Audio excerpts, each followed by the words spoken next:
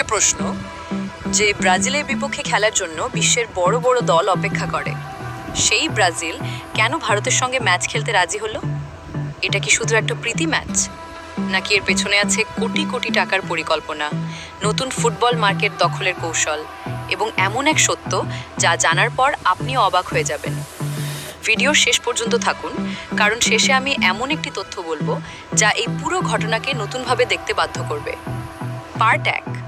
বন্ধুরা, ভারত এখনও বিশ্ব ফুটবলের বড় শক্তি নয়, অন্যদিকে ব্রাজিল 5 বারের বিশ্ব চ্যাম্পিয়ন। তাহলে প্রশ্ন হলো, এই দুই দলের ম্যাচ কেন? অনেকেই ভাবছেন ব্রাজিল কি ভারতের উপর দয়া করছে? একদমই না। আসল কারণটা অনেক বড়।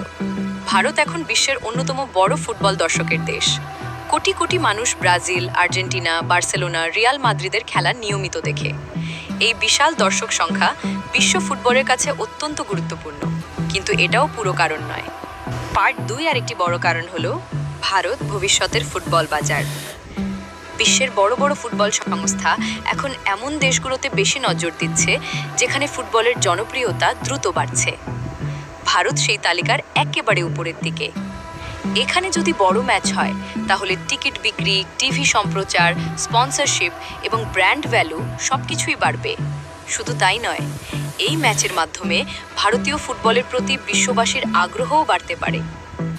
কিন্তু সবচেয়ে গুরুত্বপূর্ণ কারণ এখনও বলা বাকি। পার্ট 3। সবচেয়ে বড় কারণ হলো অভিজ্ঞতা।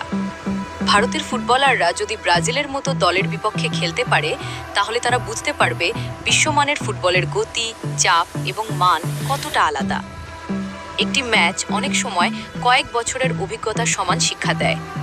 তাই এই ম্যাচ ভারতের জন্য শুধু 90 মিনিটের খেলা নয়, এটি ভবিষ্যতের বিনিয়োগ।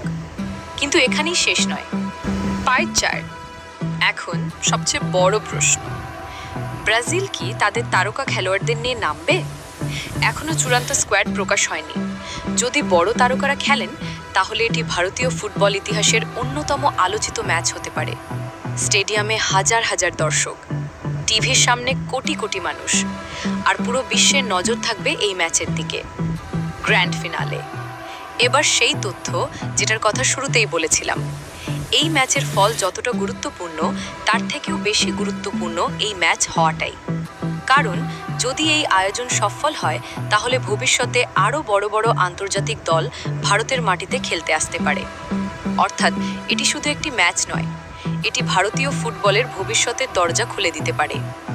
এখন আপনাদের কাছে প্রশ্ন, ভারত কি সবাইকে চমকে দিতে পারবে, নাকি ব্রাজিল সহজেই জিতে যাবে? কমেন্টে আপনার স্কোর লিখুন।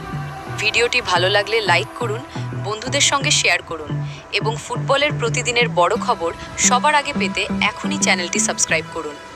পরের ভিডিওতে আবার দেখা হবে। ধন্যবাদ।